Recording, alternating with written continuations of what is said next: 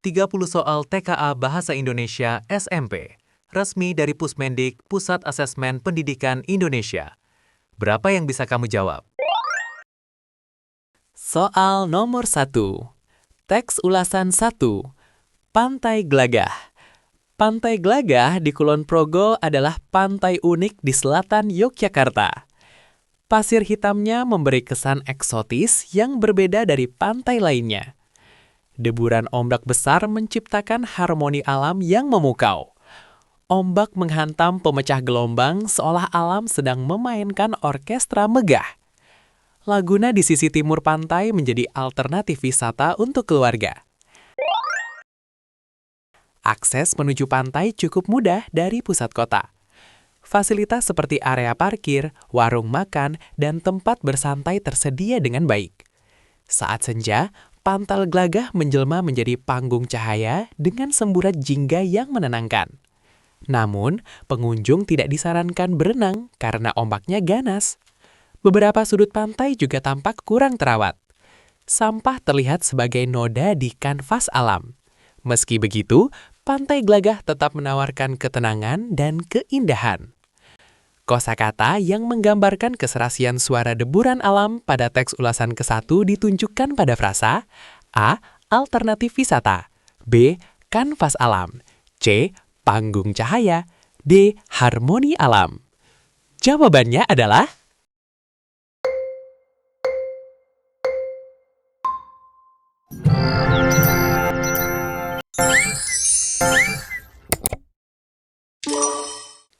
Jawabannya adalah D. Harmoni alam.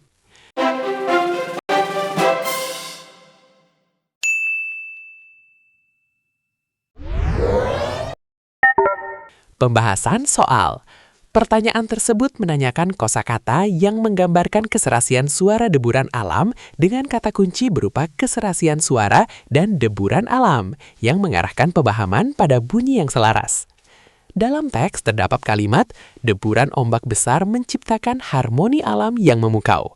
Sehingga kata harmoni bermakna keselarasan atau keserasian bunyi atau suara. Sementara itu, pilihan lain tidak tepat, karena alternatif wisata tidak berkaitan dengan suara. Kemudian, kanvas alam menggambarkan pemandangan visual bukan bunyi, dan panggung cahaya juga berkaitan dengan visual atau cahaya, bukan suara. Oleh karena itu, jawaban yang benar adalah harmoni alam. Selanjutnya soal nomor 2. Teks ulasan 1. Pantai Glagah. Pantai Glagah di Kulon Progo adalah pantai unik di selatan Yogyakarta. Pasir hitamnya memberi kesan eksotis yang berbeda dari pantai lainnya. Deburan ombak besar menciptakan harmoni alam yang memukau. Ombak menghantam pemecah gelombang seolah alam sedang memainkan orkestra megah. Laguna di sisi timur pantai menjadi alternatif wisata untuk keluarga. Akses menuju pantai cukup mudah dari pusat kota. Fasilitas seperti area parkir, warung makan, dan tempat bersantai tersedia dengan baik. Saat senja, Pantai Glagah menjelma menjadi panggung cahaya dengan semburat jingga yang menenangkan. Namun pengunjung tidak disarankan berenang karena ombaknya ganas. Beberapa sudut pantai juga tampak kurang terawat. Sampah terlihat sebagai noda di kanvas alam. Meski begitu, Pantai Glagah tetap menawarkan ketenangan dan keindahan. Teks ulasan 2. Pantai Drini, Gunung Kidul. Pantai Drini di Gunung Kidul tuh beneran hidden gem yang wajib masuk bucket list liburan kamu. Gak cuma karena pasir putih dan air lautnya yang bening banget, tapi juga karena pulau karang kecil yang unik. Pulau itu seperti pemisah dua dunia. Satu sisi ombaknya tenang, sisi lainnya agak liar. Serasa lagi lihat dua kepribadian alam yang beda tapi tetap satu kesatuan. Yang bikin makin seru, kamu bisa jalan kaki ke pulau karangnya pas air laut surut. View dari atas caket banget buat foto. Apalagi pas golden hour, banyak banget sudut estetis yang bisa kamu explore. Fasilitas di sini juga udah lumayan oke. Ada warung makan, parkiran luas, dan tempat duduk buat santai-santai. Pantai Drini itu ibarat tempat nongkrongnya laut dan langit. Sederhana, tapi punya vibes yang nggak bisa dibeli. Sekali datang, rasanya pengen balik lagi buat nyari tenang dalam riuhnya dunia. Apa saja perbedaan informasi yang ada pada kedua teks? Jawabannya lebih dari satu. A. Kemudahan akses, B. Fasilitas yang tersedia, C. Tempat untuk berfoto, D. Keindahan saat senja. Jawabannya adalah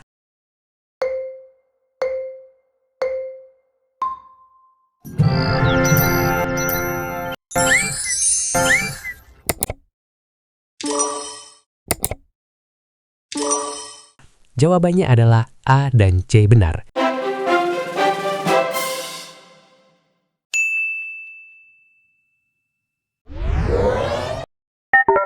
Pembahasan soal. Pada soal tersebut diminta menentukan perbedaan informasi antara dua teks, sehingga perlu diperhatikan bagian yang hanya muncul pada salah satu teks dan tidak terdapat pada teks lainnya. Oleh karena itu, pada pilihan kemudahan akses dijelaskan bahwa teks pertama menyebutkan akses ke Pantai Gelagah cukup mudah dari pusat kota, sedangkan teks kedua tidak membahas kemudahan akses ke Pantai Drini, sehingga hal ini merupakan perbedaan informasi. Kemudian pada pilihan fasilitas yang tersedia, kedua teks sama-sama menyebutkan adanya fasilitas seperti parkir, warung, dan tempat duduk, sehingga hal ini bukan perbedaan. Selanjutnya pada pilihan tempat untuk berfoto. Teks kedua menekankan adanya banyak spot foto dan pemandangan estetis, sedangkan teks pertama tidak membahas aktivitas foto, sehingga ini merupakan perbedaan yang jelas. Sementara itu, pada pilihan keindahan saat senja, teks pertama membahas keindahan senja, tetapi teks kedua tidak menyebutkan senja sebagai fokus utama, sehingga tidak dapat dianggap sebagai perbedaan yang sama-sama dibandingkan. Dengan demikian, jawaban yang tepat adalah A dan C. Soal nomor 3. Bacalah percakapan berikut. Banu, aku lebih suka membaca ulasan pada teks 2. Rasanya lebih dekat denganku. Aku jadi ingin ke sana. Teks ulasan 2 sangat menarik. Komar, justru aku lebih suka ulasan pada teks 1 karena sangat jelas dan menarik minatku untuk mengunjungi pantai itu. Mengapa pernyataan Banu lebih tepat untuk menggambarkan keunggulan teks ulasan kedua yang tidak ada pada teks ulasan pertama? Tentukan benar atau salah untuk setiap pernyataan berikut. A. Gaya penyajian teks menggunakan bahasa non-formal sehingga lebih santai. B. Penyajian gambar pada teks yang membuat pembaca lebih tertarik membaca. C. Akhir ulasan dilengkapi kalimat ajakan kepada pembaca untuk mengunjungi pantai. Jawabannya adalah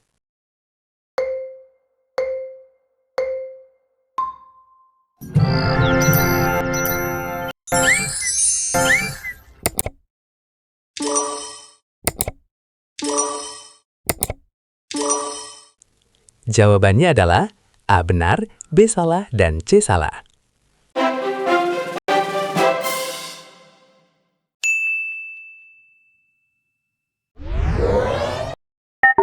Pembahasan soal. Berdasarkan percakapan Banu yang menyatakan bahwa ia lebih suka membaca ulasan pada teks 2 karena terasa lebih dekat dengannya dan membuatnya ingin pergi ke sana. Hal ini menunjukkan bahwa keunggulan teks ulasan kedua dibandingkan teks pertama terletak pada gaya bahasa yang lebih santai dan terasa dekat dengan pembaca. Kemudian pada analisis pernyataan pilihan A menyatakan bahwa gaya penyajian teks menggunakan bahasa non-formal sehingga lebih santai. Dan hal ini benar, karena pernyataan Banu yang merasa lebih dekat menunjukkan penggunaan bahasa yang tidak kaku. Selanjutnya pada pilihan B yang menyebutkan adanya penyajian gambar, sehingga membuat pembaca lebih tertarik adalah salah, karena dalam informasi tidak disebutkan adanya gambar pada teks tersebut. Kemudian pada pilihan C yang menyatakan bahwa akhir ulasan dilengkapi kalimat ajakan untuk mengunjungi pantai, juga salah, karena keinginan Banu muncul dari gaya bahasa yang dekat, bukan karena adanya ajakan secara langsung. Dengan demikian jawaban yang benar adalah A benar, B salah, dan C salah. Selanjutnya, soal nomor 4. Perempuan-perempuan perkasa. Karya Hartoyo Andangjaya.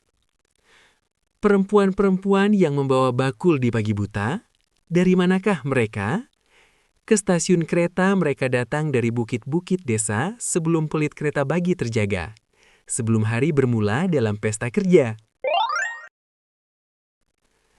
Perempuan-perempuan yang membawa bakul dalam kereta, kemanakah mereka? Di atas roda-roda baja mereka berkendara. Mereka berlomba dengan Surya menuju gerbang kota, merebut hidup di pasar-pasar kota. Perempuan-perempuan perkasa yang membawa bakul di pagi buta, siapakah mereka? Mereka ialah ibu-ibu berhati baja. Perempuan-perempuan perkasa, akar-akar yang melata dari tanah perbukitan turun ke kota. Mereka cinta kasih yang bergerak menghidupi desa demi desa.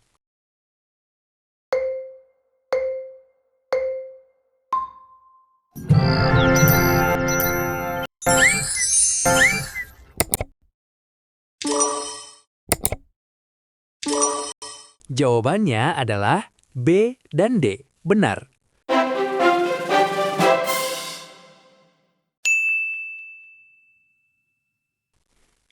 Pilihan kata mana saja yang menunjukkan latar waktu pada puisi tersebut?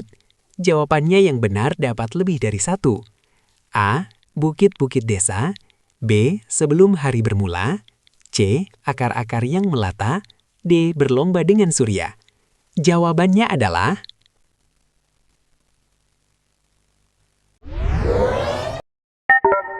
Pembahasan soal latar waktu pada puisi menunjukkan kapan suatu peristiwa terjadi, sehingga yang dicari adalah ungkapan yang berkaitan dengan waktu, bukan tempat atau gambaran fisik. Oleh karena itu, pada pilihan bukit-bukit desa, hal tersebut menunjukkan tempat, sehingga bukan termasuk latar waktu. Kemudian pada pilihan sebelum hari bermula, ungkapan ini jelas menunjukkan waktu, yaitu saat pagi buta sebelum hari dimulai, sehingga termasuk latar waktu. Selanjutnya, pada pilihan akar-akar yang melata merupakan kiasan tentang asal-usul perempuan, sehingga tidak berkaitan dengan waktu. Sementara itu, pada pilihan berlumba dengan surya menggambarkan suasana pagi ketika matahari terbit, sehingga termasuk latar waktu. Dengan demikian, jawaban yang benar adalah B dan D. Selanjutnya, soal nomor 5. Perempuan-perempuan perkasa, karya Hartoyo Andangjaya. Perempuan-perempuan yang membawa bakul di pagi buta. Dari manakah mereka? Ke stasiun kereta mereka datang dari bukit-bukit desa sebelum peluit kereta pagi terjaga. Sebelum hari bermula dalam pesta kerja. Perempuan-perempuan yang membawa bakul dalam kereta. Kemanakah mereka? Di atas roda-roda baja mereka berkendara. Mereka berlomba dengan surya menuju gerbang kota. Merebut hidup di pasar-pasar kota. Perempuan-perempuan perkasa yang membawa bakul di pagi buta. Siapakah mereka? Mereka ialah ibu-ibu berhati baja, perempuan-perempuan perkasa, akar-akar yang melata, dari tanah perbukitan turun ke kota. Mereka cinta kasih yang bergerak menghidupi desa demi desa. Apa makna merebut hidup di pasar-pasar kota pada teks puisi tersebut? A. Kegigihan dan perjuangan perempuan dalam bekerja. B. Keuletan dan pencapaian seseorang dalam bekerja. C. Aktivitas dan keseharian perempuan yang bekerja di pasar. D. Tanggung jawab dan kewajiban perempuan pada keluarga. Jawabannya adalah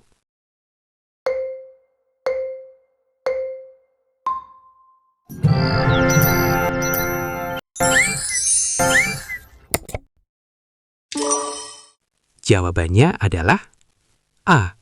Kegigihan dan perjuangan perempuan dalam bekerja.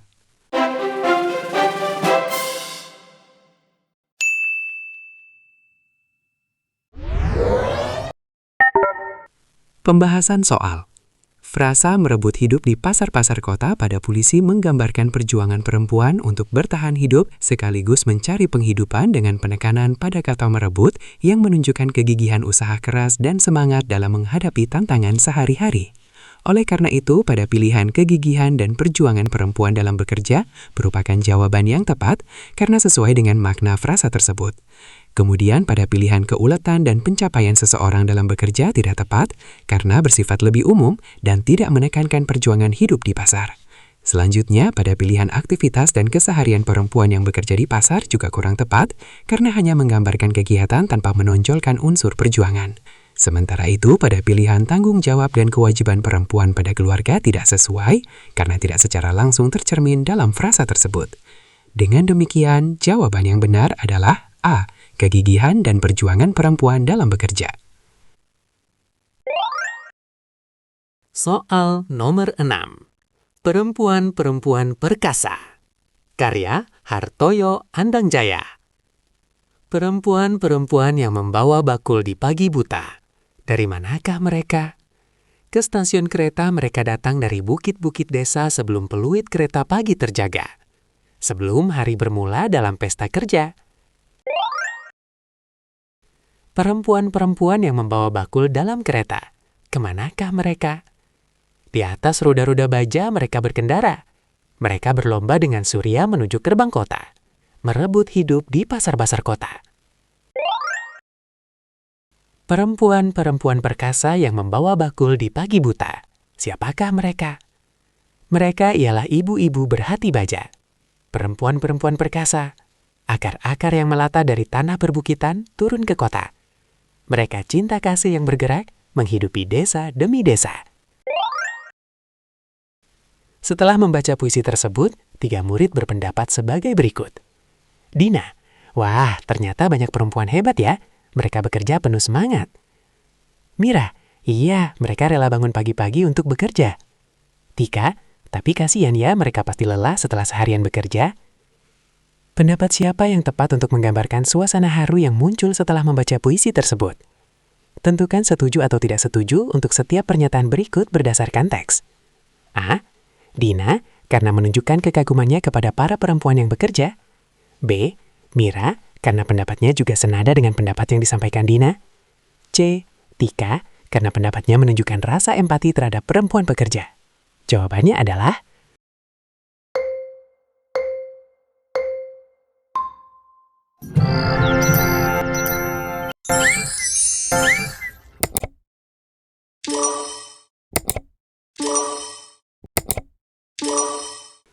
Jawabannya adalah A setuju, B setuju, dan C tidak setuju.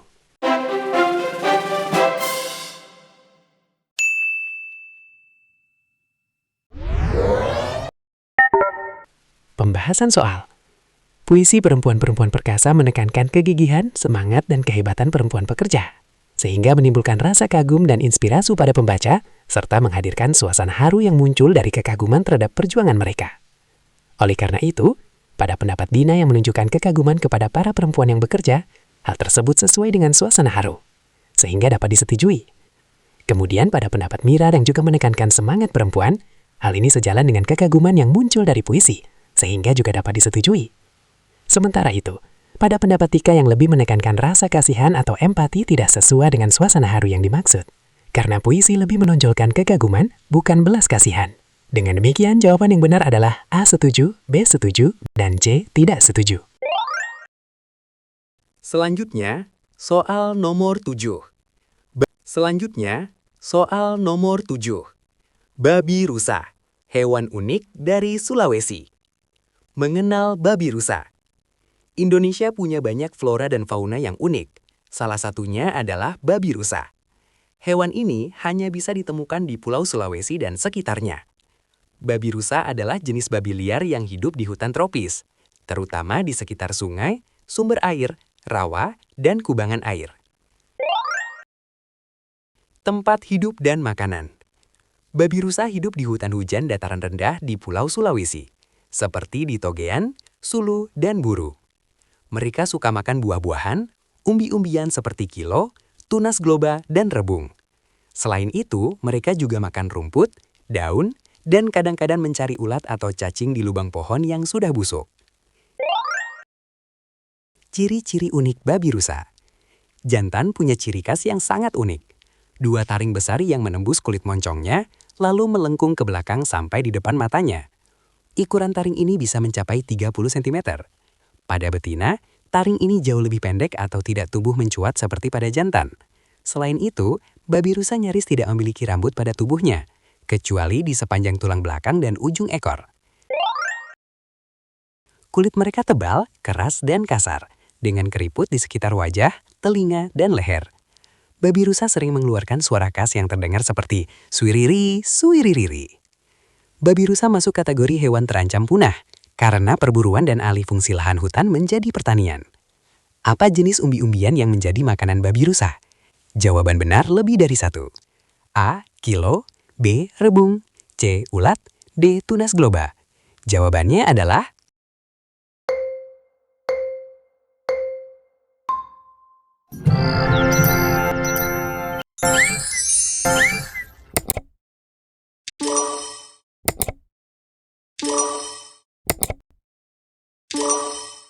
Jawabannya adalah A, B, dan D benar.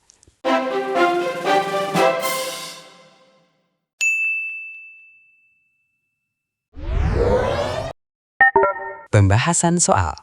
Berdasarkan teks pada bagian tempat hidup dan makanan, disebutkan bahwa mereka suka makan buah-buahan serta umbi-umbian seperti kilo, tunas globa, dan rebung. Selain itu, mereka juga memakan rumput, daun, serta kadang-kadang mencari ulat atau cacing. Oleh karena itu, pada pilihan kilo termasuk umbi-umbian, sehingga benar. Kemudian pada pilihan rebung juga disebut sebagai umbi-umbian, sehingga benar. Selanjutnya pada pilihan ulat tidak termasuk umbi-umbian karena merupakan hewan, sehingga salah. Sementara itu pada pilihan tunas globa juga termasuk umbi-umbian, sehingga benar. Dengan demikian, jawaban yang tepat adalah A, B, dan D. Soal nomor 8. Babi rusa, hewan unik dari Sulawesi. Mengenal babi rusa. Indonesia punya banyak flora dan fauna yang unik. Salah satunya adalah babi rusa. Hewan ini hanya bisa ditemukan di Pulau Sulawesi dan sekitarnya. Babi rusa adalah jenis babi liar yang hidup di hutan tropis, terutama di sekitar sungai, sumber air, rawa, dan kubangan air. Tempat hidup dan makanan. Babi rusa hidup di hutan hujan dataran rendah di Pulau Sulawesi, seperti di Togean, Sulu, dan Buru.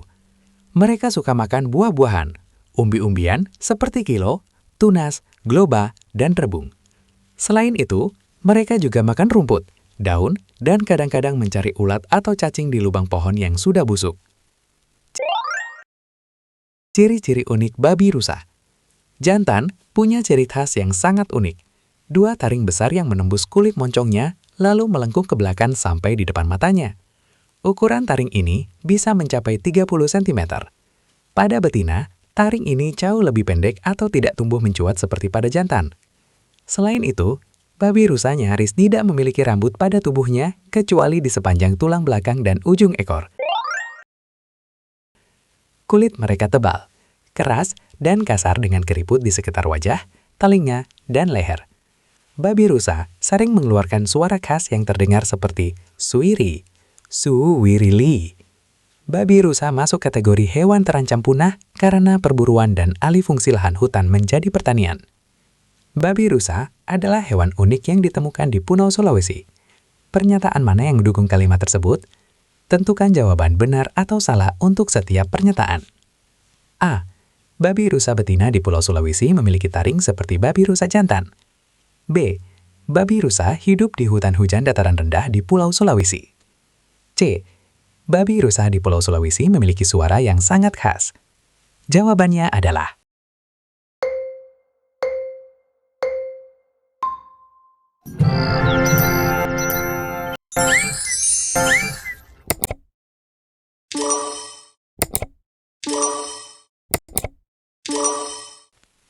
Jawabannya adalah A salah, B benar, dan C benar.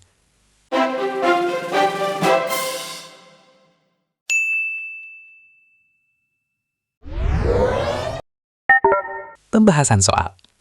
Berdasarkan teks, dapat dianalisis bahwa pada pernyataan babi rusa betina di Pulau Sulawesi memiliki taring seperti babi rusa jantan. Hal tersebut tidak tepat, karena dalam teks dijelaskan bahwa pada betina, taring jauh lebih pendek atau bahkan tidak tumbuh mencuat seperti pada jantan, sehingga pernyataan ini salah. Kemudian pada pernyataan babi rusa hidup di hutan hujan dataran rendah di Pulau Sulawesi, hal ini sesuai dengan informasi dalam teks, sehingga pernyataan tersebut benar. Selanjutnya, pada pernyataan babi rusa di Pulau Sulawesi memiliki suara yang sangat khas juga benar, karena teks menyebutkan adanya suara khas yang dikeluarkan oleh babi rusa. Dengan demikian, jawaban yang tepat adalah A salah, B benar, dan C benar. Soal nomor 9. Babi rusa, hewan unik dari Sulawesi. Mengenal babi rusa. Indonesia punya banyak flora dan fauna yang unik. Salah satunya adalah babi rusa. Hewan ini hanya bisa ditemukan di Pulau Sulawesi dan sekitarnya. Babi rusa adalah jenis babi liar yang hidup di hutan tropis, terutama di sekitar sungai, sumber air, rawa, dan kubangan air. Tempat hidup dan makanan. Babi rusa hidup di hutan hujan dataran rendah di Pulau Sulawesi, seperti di Togean, Sulu, dan Buru. Mereka suka makan buah-buahan, umbi-umbian seperti kilo, tunas globa, dan rebung. Selain itu, mereka juga makan rumput, daun, dan kadang-kadang mencari ulat atau cacing di lubang pohon yang sudah busuk. Ciri-ciri unik babi rusa. Babi rusa jantan punya ciri khas yang sangat unik. 2 taring besar yang menembus kulit moncongnya lalu melengkung ke belakang sampai di depan matanya.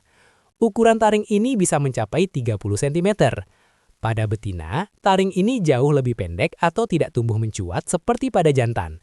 Selain itu, babi rusa nyaris tidak memiliki rambut pada tubuhnya, kecuali di sepanjang tulang belakang dan ujung ekor. Kulit mereka tebal, keras, dan kasar, dengan keriput di sekitar wajah, telinga, dan leher. Babi rusa sering mengeluarkan suara khas yang terdengar seperti suirilis, sulirilis. Babi rusa masuk kategori hewan terancam punah karena perburuan dan alih fungsi lahan hutan menjadi pertanian. Apa dampak yang terjadi jika habitat babi rusa terus terancam? Jawaban benar dapat lebih dari satu. A. Populasi babi rusa akan berkurang akibat aktivitas manusia. B. Babi rusa akan pindah ke dataran tinggi yang lebih aman. C. Flora yang menjadi makanan utama babi rusa bisa terpengaruh. D. Terjadi peningkatan konflik antara manusia dan babi rusa. Jawabannya adalah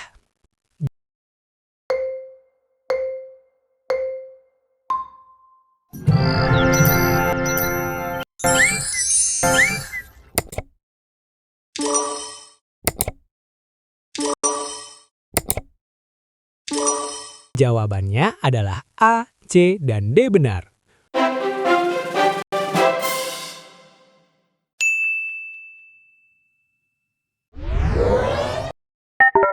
Pembahasan soal.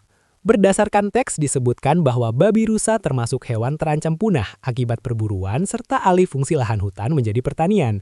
Sehingga dampak dari habitat yang terus terancam dapat disimpulkan bahwa pada pernyataan populasi babi rusa akan berkurang akibat aktivitas manusia. Hal ini benar, karena sesuai dengan kondisi terancam punah yang disebabkan oleh manusia. Kemudian pada pernyataan, babi rusa akan pindah ke dataran tinggi yang lebih aman tidak tepat, karena hal tersebut tidak disebutkan dalam teks. Selanjutnya, pada pernyataan, flora yang menjadi makanan utama babi rusa bisa terpengaruh merupakan pernyataan yang benar, karena berkurangnya hutan akan berdampak pada ketersediaan makanan mereka. Selain itu, pada pernyataan, terjadi peningkatan konflik antara manusia dan babi rusa juga benar, karena perubahan fungsi lahan dapat membuat babi rusa masuk ke wilayah manusia sehingga memicu konflik. Dengan demikian, jawaban yang tepat adalah A, C, dan D. Selanjutnya, soal nomor 10. Tas tangan dari kain perca. Apakah kamu tahu apa itu kain perca? Kain perca adalah sisa-sisa kain dari pembuatan pakaian yang sering dianggap sebagai limbah. Padahal, kain perca dapat diolah menjadi berbagai kerajinan tangan yang bermanfaat dan bernilai ekonomi. Salah satu contohnya adalah tas tangan. Alat dan bahan. Kertas, gunting, kain perca bermotif batik, bunga, atau sesuai selera. Busa tipis untuk lapisan bagian dalam tas, jarum dan benang jahit, resleting, hiasan tas seperti pita, kancing, atau aksesori lainnya, opsional. Ingin tahu cara membuatnya? Simak langkah-langkah berikut ini. Langkah pembuatan. Buat pola tas menggunakan kertas sesuai ukuran yang diinginkan.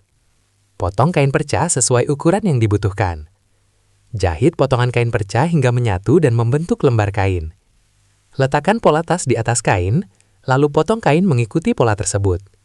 Tambahkan sekitar 2 cm pada setiap sisi untuk lipatan jahitan. Letakkan busa di bagian dalam kain. Jahit kedua sisi kain agar busa melekat rapi. Buat tali tas dari kain perca sesuai ukuran yang diinginkan.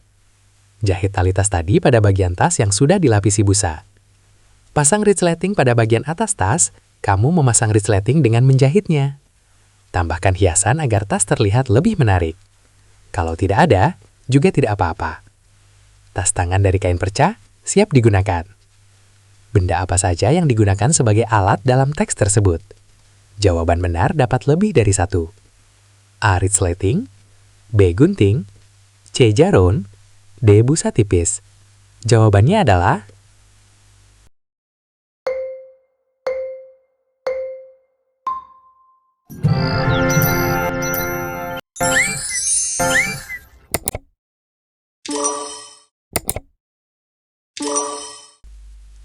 Jawabannya adalah B dan C benar.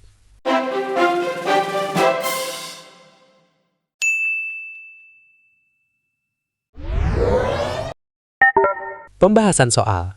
Berdasarkan teks pada bagian alat dan bahan, disebutkan beberapa komponen yang digunakan dalam pembuatan tas, sehingga perlu dibedakan antara alat dan bahan, yaitu alat merupakan sesuatu yang digunakan untuk membantu proses pembuatan, sedangkan bahan merupakan sesuatu yang menjadi bagian dari produk yang dibuat.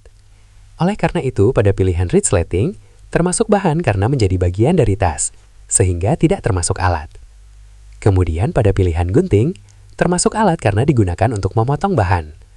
Selanjutnya pada pilihan jarum juga termasuk alat, karena digunakan untuk menjahit. Sementara itu pada pilihan busa tipis termasuk bahan, karena menjadi bagian dari tas. Dengan demikian, jawaban yang tepat adalah B dan C. Soal nomor 11. Tas tangan dari kain percah. Apakah kamu tahu apa itu kain percah? Kain percah adalah sisa-sisa kain dari pembuatan pakaian yang sering dianggap sebagai limbah. Padahal, kain percah dapat diolah menjadi berbagai kerajinan tangan yang bermanfaat dan bernilai ekonomi.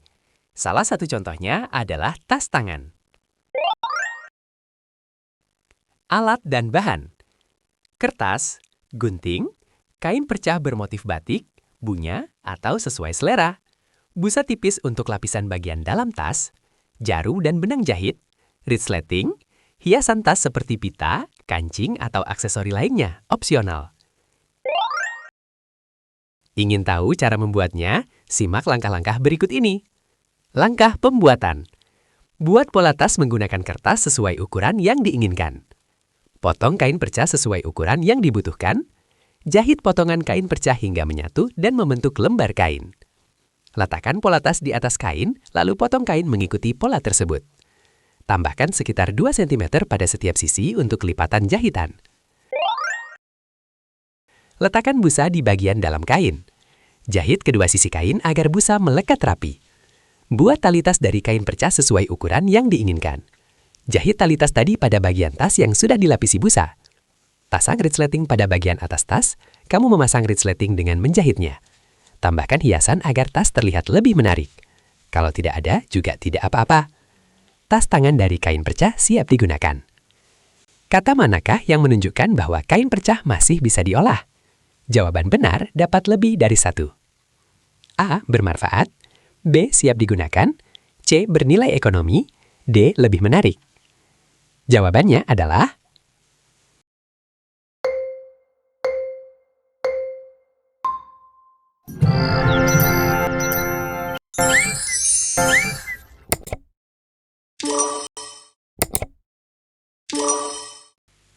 Jawabannya adalah A dan C benar.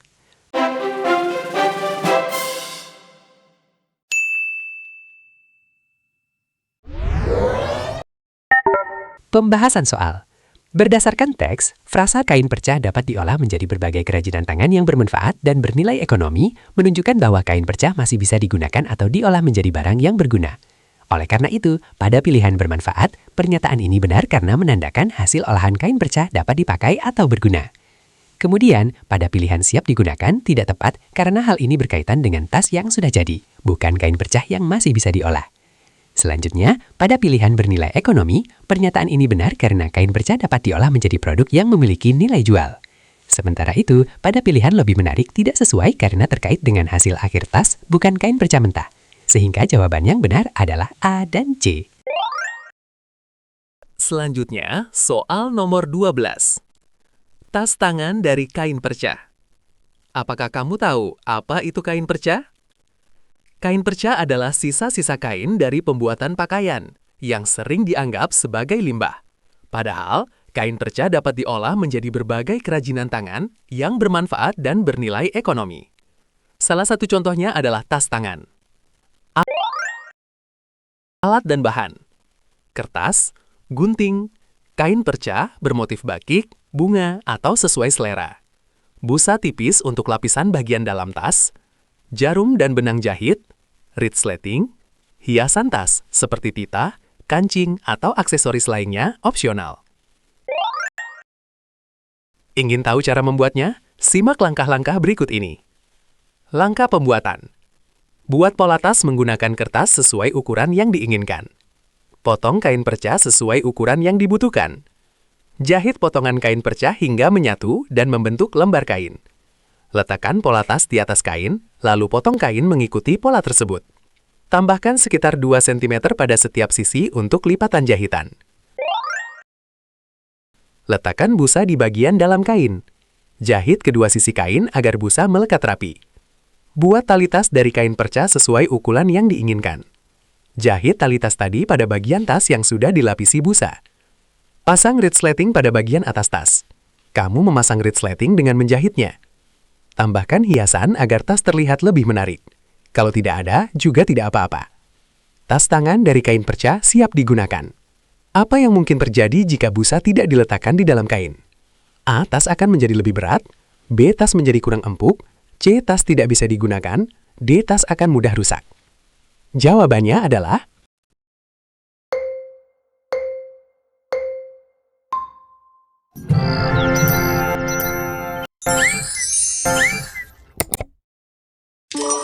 Jawabannya adalah B. Tas menjadi kurang empuk.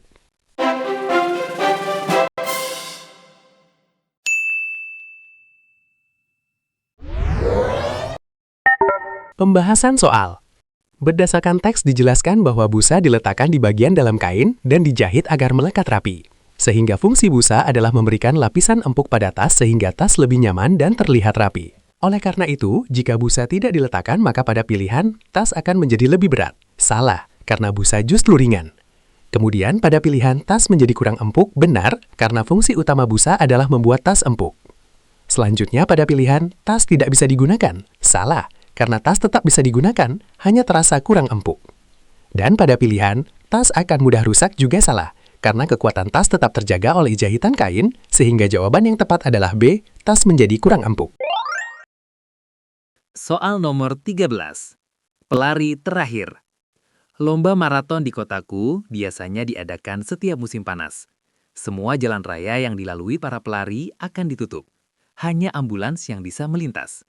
Tugasku mengikuti pelari dari belakang sebagai petugas medis. Pak sopir dan aku berada di dalam mobil ambulans. Kami harus tetap berada di belakang pelari terakhir sampai garis finish.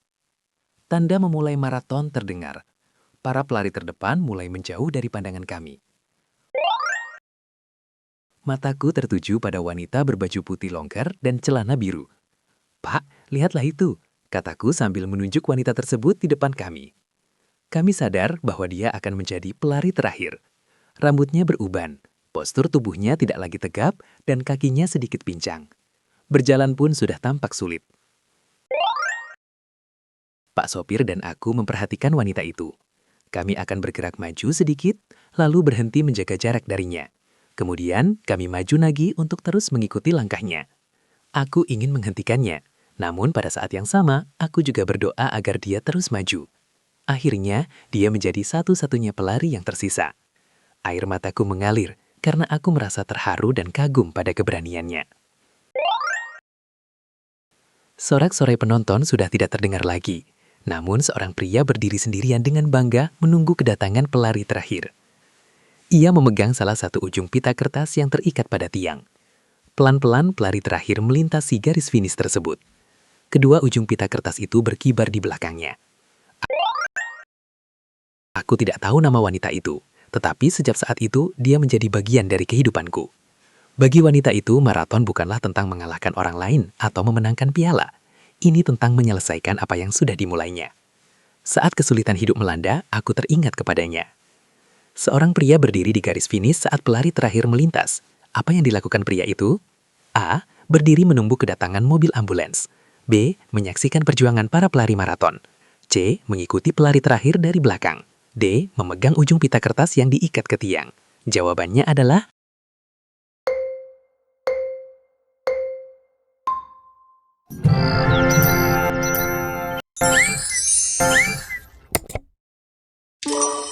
Jawabannya adalah D. Memegang ujung pita kertas yang diikat ke tiang.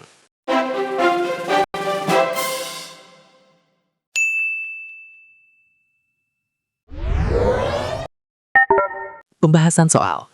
Berdasarkan teks dijelaskan bahwa seorang pria berdiri sendirian dengan bangga menunggu kedatangan pelari terakhir dan ia memegang salah satu ujung pita kertas yang terikat pada tiang. Sehingga tindakan pria tersebut secara langsung adalah memegang ujung pita kertas di garis finish. Oleh karena itu, pada pilihan berdiri menunggu kedatangan mobil ambulans, salah, karena pria menunggu pelari terakhir bukan ambulans. Kemudian pada pilihan menyaksikan perjuangan para pelari maraton juga salah, karena fokusnya hanya pada pelari terakhir. Selanjutnya pada pilihan mengikuti pelari terakhir dari belakang, salah, karena yang mengikuti dari belakang adalah narator dan sopir ambulans. Sementara itu pada pilihan memegang ujung pita kertas yang diikat ke tiang, benar, sesuai dengan teks. Sehingga jawaban yang tepat adalah D, memegang ujung pita kertas yang diikat ke tiang.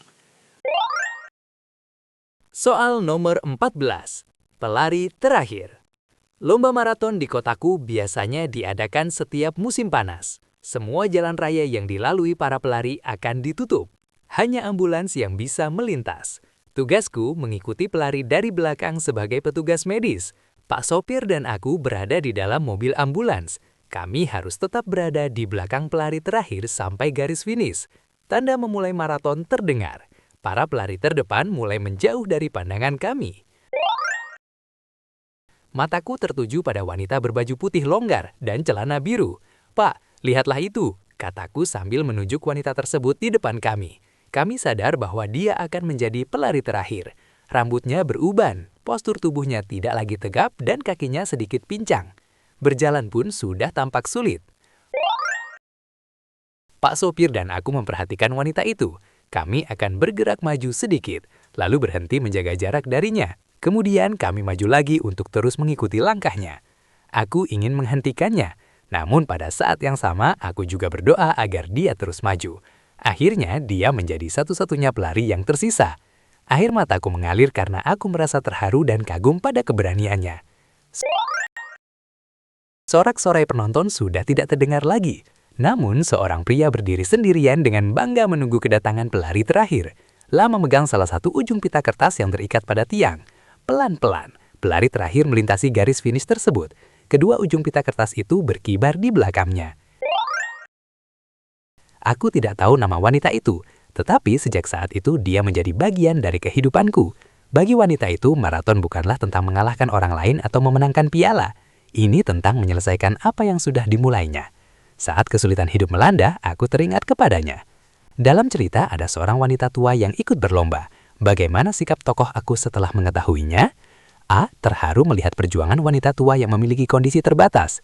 B. Bangga menunggu kedatangan wanita tua melintasi garis finish. C. Terinspirasi oleh keteguhan wanita tua menghadapi tantangan maraton. Jawabannya adalah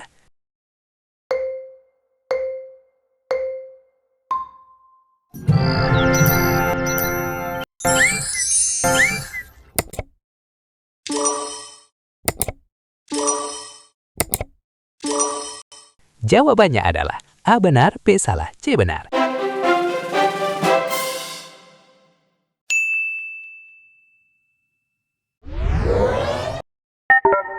Pembahasan soal. Berdasarkan teks, tokoh aku menceritakan pengalamannya mengikuti pelari terakhir, yaitu seorang wanita tua, dan menunjukkan reaksi emosional seperti air matanya mengalir karena merasa terharu dan kagum, serta saat menghadapi kesulitan hidup, ia teringat kepada wanita tua tersebut, sehingga dapat disimpulkan sikap tokoh aku adalah pada pilihan terharu melihat perjuangan wanita tua yang memiliki kondisi terbatas. Pernyataan ini benar, karena sesuai dengan kalimat air mataku mengalir karena aku merasa terharu. Kemudian pada pilihan bangga menunggu kedatangan wanita tua melintasi garis finish, salah. Karena yang berdiri menunggu di garis finish adalah pria lain, bukan tokoh aku. Selanjutnya pada pilihan terinspirasi oleh keteguhan wanita tua menghadapi tantangan maraton, pernyataan ini benar. Karena terlihat dari kalimat saat kesulitan hidup melanda, aku teringat kepadanya yang menunjukkan tokoh aku mendapat inspirasi. Dengan demikian, jawaban yang tepat adalah A benar, B salah, dan C benar. Selanjutnya, soal nomor 15. Pelari terakhir. Lomba maraton di kotaku biasanya diadakan setiap musim panas. Semua jalan raya yang dilalui para pelari akan ditutup. Hanya ambulans yang bisa melintas. Tugasku mengikuti pelari dari belakang sebagai petugas medis. Pak sopir dan aku berada di dalam mobil ambulans. Kami harus tetap berada di belakang pelari terakhir sampai garis finish. Aku tidak tahu nama wanita itu, tetapi sejak saat itu, dia menjadi bagian dari kehidupanku. Bagi wanita itu, maraton bukanlah tentang mengalahkan orang lain atau memenangkan piala. Ini tentang menyelesaikan apa yang sudah dimulainya. Saat kesulitan hidup melanda, aku teringat kepadanya. Tentukan benar atau salah untuk setiap pernyataan berikut. Mengapa penulis meletakkan gambar sebelum paragraf terakhir dalam cerita? Alasan: A. Menunjukkan gambaran fisik wanita tua yang mengikuti lomba maraton. B. Membantu pembaca membayangkan momen pelari terakhir melintasi garis finish. C. Memperkuat pesan bahwa menyelesaikan sesuatu yang telah dimulai adalah berharga. Jawabannya adalah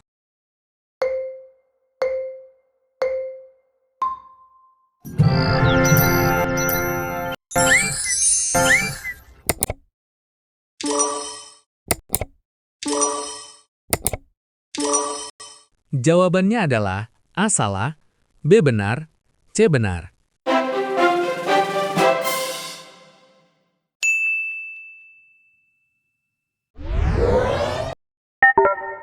Pembahasan soal. Berdasarkan paragraf terakhir, tokoh aku merefleksikan wanita tua bahwa maraton bukan tentang mengalahkan orang lain atau memenangkan piala, tetapi tentang menyelesaikan apa yang sudah dimulai. Dan saat menghadapi kesulitan hidup, tokoh aku teringat kepadanya. Sebelumnya cerita menampilkan gambar wanita tua yang berjuang sebagai pelari terakhir, sehingga tujuan penempatan gambar tersebut adalah pada pilihan, menunjukkan gambaran fisik wanita tua yang mengikuti lomba maraton, salah. Karena gambar lebih berfungsi mendukung peristiwa, bukan sekedar fisik. Kemudian pada pilihan, membantu pembaca membayangkan momen pelari terakhir melintasi garis finish, benar.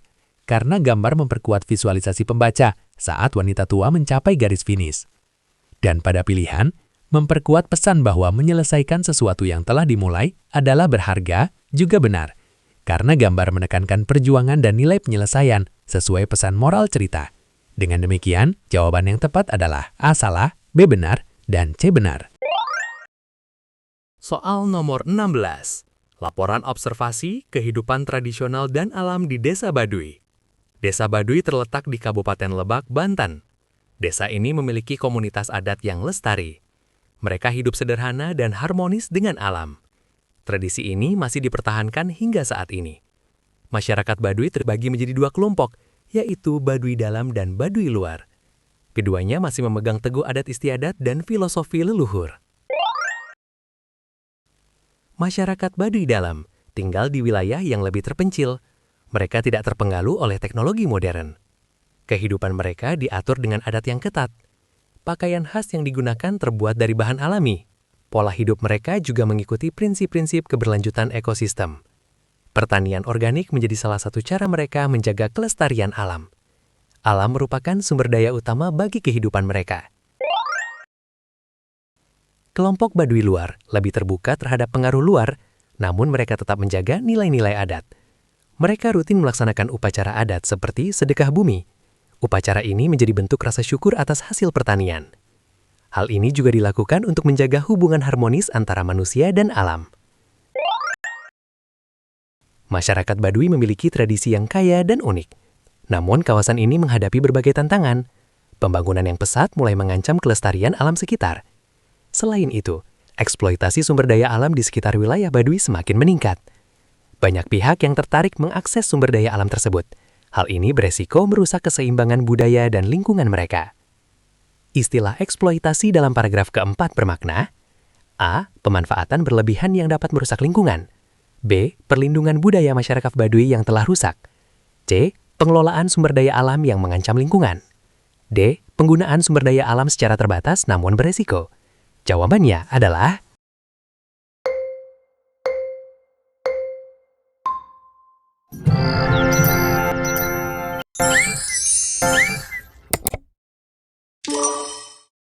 Jawabannya adalah A. Pemanfaatan berlebihan yang dapat merusak lingkungan.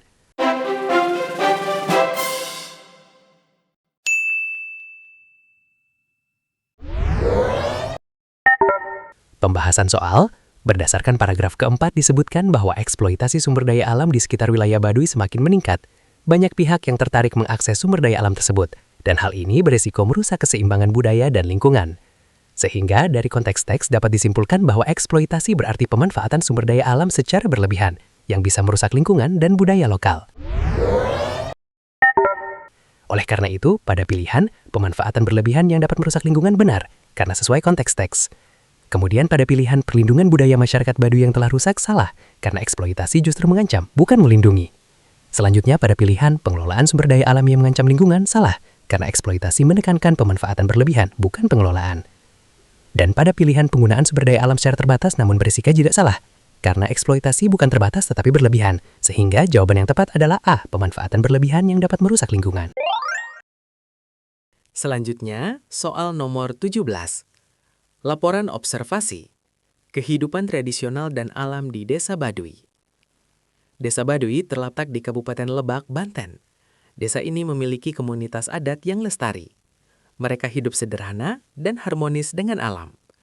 Tradisi ini masih dipertahankan hingga saat ini. Masyarakat Baduy terbagi menjadi 2 kelompok, yaitu Baduy Dalam dan Baduy Luar. Keduanya masih memegang teguh adat istiadat dan filosofi leluhur. Masyarakat Baduy Dalam tinggal di wilayah yang lebih terpencil. Mereka tidak terpengaruh oleh teknologi modern. Kehidupan mereka diatur dengan adat-adat yang ketat. Pakaian khas yang digunakan terbuat dari bahan alami. Pola hidup mereka juga mengikuti prinsip-prinsip keberlanjutan ekosistem. Pertanian organik menjadi salah satu cara mereka menjaga kelestarian alam. Alam merupakan sumber daya utama bagi kehidupan mereka. Kelompok Baduy Luar lebih terbuka terhadap pengaruh luar, namun mereka tetap menjaga nilai-nilai adat. Mereka rutin melaksanakan upacara adat seperti sedekah bumi. Upacara ini menjadi bentuk rasa syukur atas hasil pertanian. Hal ini juga dilakukan untuk menjaga hubungan harmonis antara manusia dan alam. Masyarakat Baduy memiliki tradisi yang kaya dan unik. Namun, kawasan ini menghadapi berbagai tantangan. Pembangunan yang pesat mulai mengancam kelestarian alam sekitar. Selain itu, eksploitasi sumber daya alam di sekitar wilayah Baduy semakin meningkat. Banyak pihak yang tertarik mengakses sumber daya alam tersebut. Hal ini berisiko merusak keseimbangan budaya dan lingkungan mereka. Kerangka yang tepat berdasarkan informasi dalam teks adalah A. Adat istiadat Desa Baduy dan kehidupan Baduy Dalam serta upacara adat Baduy Luar dan tantangan yang dihadapi. B. Pengantar Desa Baduy dan kehidupan Baduy Dalam serta upacara adat Baduy Luar dan tantangan yang dihadapi. C. Adat istiadat Desa Baduy dan pakaian khas Baduy Dalam serta kehidupan Baduy Luar dan ancaman masyarakat Baduy. D.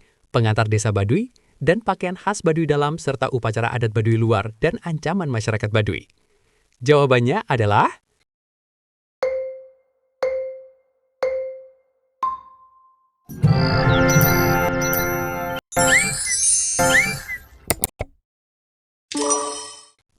adalah B. Pengantar Desa Baduy dan kehidupan Baduy Dalam serta upacara adat Baduy Luar dan tantangan yang dihadapi.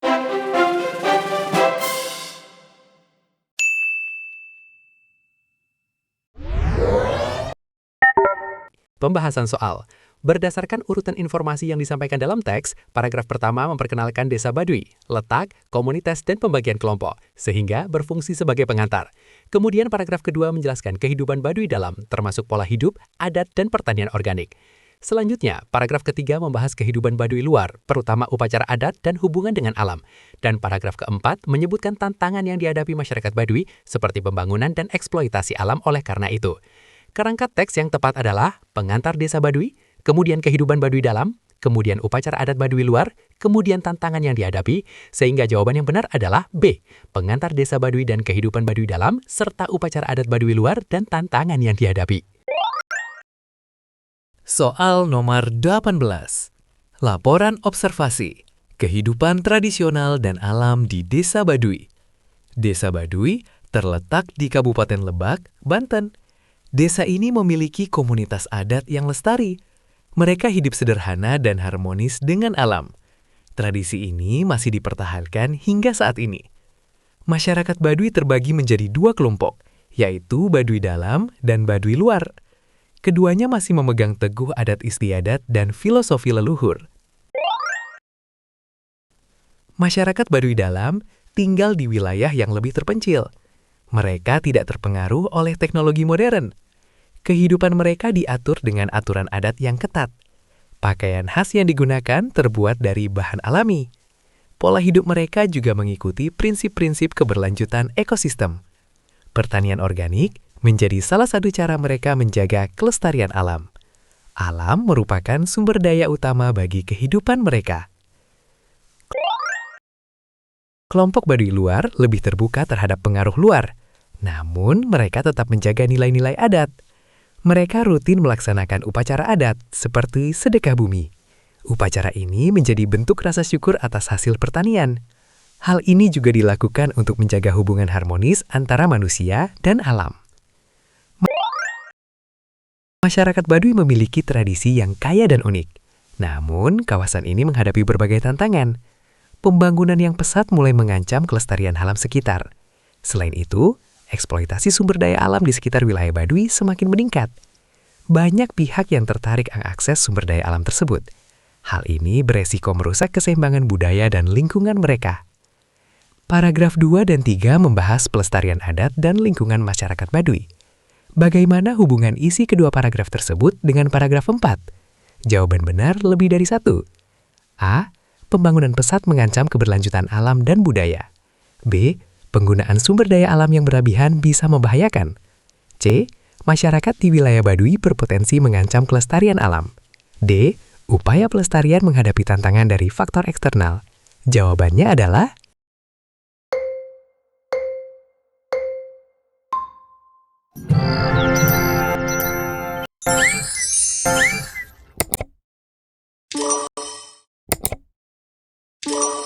Jawabannya adalah A, B, dan D benar.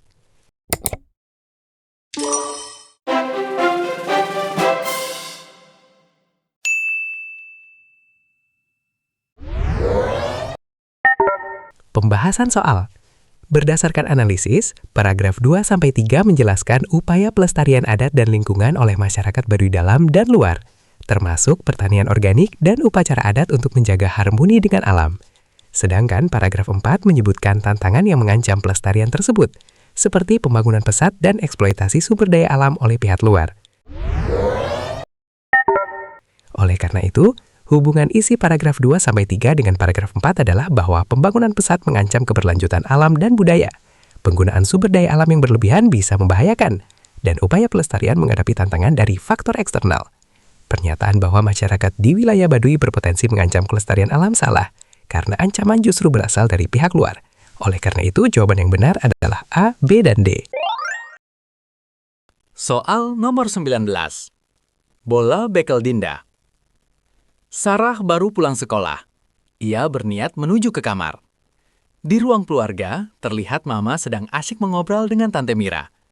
Bu Ginah datang untuk mengantarkan makanan dan minuman. Mama memanggil Sarah saat melihat kedatangannya. Sarah menghampiri Mama dan memberi salam kepada Tante Mira.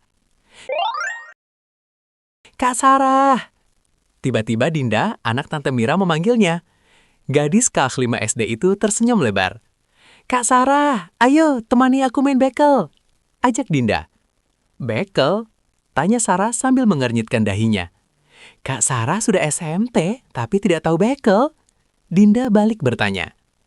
Dinda memperlihatkan mainan yang diletakkannya di lantai.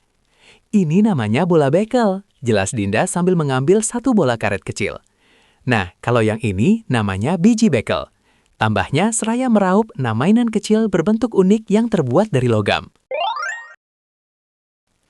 Sarah ikut memegang dan mengamati bola bekel beserta biji bekelnya. "Aku sering memainkannya bersama Mama," kata Mama daripada main game online, cerita Dinda. Dek, Sarah serasa ditampar. Ucapan Dinda itu benar. "Ajarin Kak Sarah cara main bekel dong," pinta Sarah menutupi rasa malunya. "Begini caranya, Kak." Dinda bersemangat mengajari Sarah. "Aku coba ya," pinta Sarah. Dia penasaran.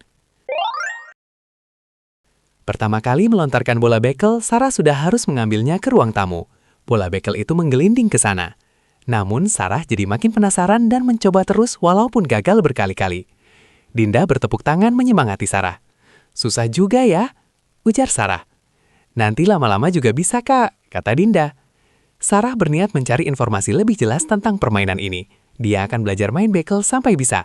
Dinda saja bisa, dia juga pasti bisa. Siapa yang sedang asyik mengobrol dengan Mama di ruang keluarga? A. Dinda, B. Sarah, C. Tante Mira, D. Bogina. Jawabannya adalah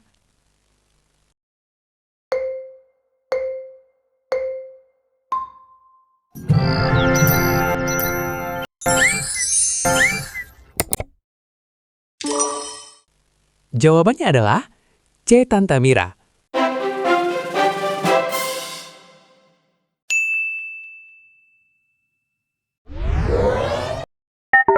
Pembahasan soal. Berdasarkan teks, disebutkan bahwa di ruang keluarga terlihat Mama sedang asyik mengobrol dengan Tante Mira, sehingga yang sedang mengobrol dengan Mama adalah Tante Mira. Oleh karena itu, pada pilihan Dinda salah karena Dinda baru memanggil Sarah untuk bermain bekel. Pilihan Sarah salah karena Sarah baru pulang sekolah dan menghampiri Mama. Pilihan Tante Mira benar karena disebut langsung dalam teks. Dan pilihan Bogina salah karena Bogina datang untuk mengantarkan makanan dan minuman. Jadi, jawaban yang benar adalah C. Tante Mira. Soal nomor 20. Bola bekel Dinda. Sarah baru pulang sekolah. Ia berniat menuju ke kamar. Di ruang keluarga, terlihat Mama sedang asyik mengobrol dengan Tante Mira. Boginah datang untuk mengantarkan makanan dan minuman. Mama memanggil Sarah saat melihat kedatangannya. Sarah menghampiri Mama dan memberi salam kepada Tante Mira. "Kak Sarah," tiba-tiba Dinda, anak Tante Mira, memanggilnya. Gadis kelas 5 SD itu tersenyum lebar. "Kak Sarah, ayo temani aku main bekel," ajak Dinda. "Bekel?" tanya Sarah sambil mengernyitkan dahinya. "Kak Sarah sudah SMP, tapi tidak tahu bekel," Dinda balik bertanya. Dinda memperlihatkan mainan yang diletakkannya di lantai. "Ini namanya bola bekel," jelas Dinda sambil mengambil satu bola karet kecil. "Nah, kalau yang ini namanya biji bekel," tambahnya seraya meraup 6 mainan kecil berbentuk unik yang terbuat dari logam. Sarah ikut memegang dan mengamati bola bekel beserta biji bekelnya. "Aku sering memainkannya bersama Mama," kata Mama daripada main game online. Cerita Dinda. Dek, Sarah serasa ditampar. Ucapan Dinda itu benar. "Ajarin Kak Sarah cara main bekel dong," pinta Sarah, menutupi rasa malunya. "Begini caranya Kak," Dinda bersemangat mengajari Sarah. "Aku coba ya," pinta Sarah. Dia penasaran. Pertama kali melontarkan bola bekel, Sarah sudah harus mengambilnya ke ruang tamu. Bola bekel itu menggelinding ke sana. Namun Sarah jadi makin penasaran dan mencoba terus walaupun gagal berkali-kali. Dinda bertepuk tangan menyemangati Sarah. "Susah juga ya," ujar Sarah. "Nanti lama-lama juga bisa Kak," kata Dinda. Sarah berniat mencari informasi lebih jelas tentang permainan ini. Dia akan belajar main bekel sampai bisa. Dinda saja bisa, dia juga pasti bisa. Bagaimana sifat yang ditunjukkan Dinda berdasarkan cerita tersebut? Jawaban benar lebih dari satu. A. Pantang menyerah. B. Percaya diri. C. Suportif. D. Optimis. Jawabannya adalah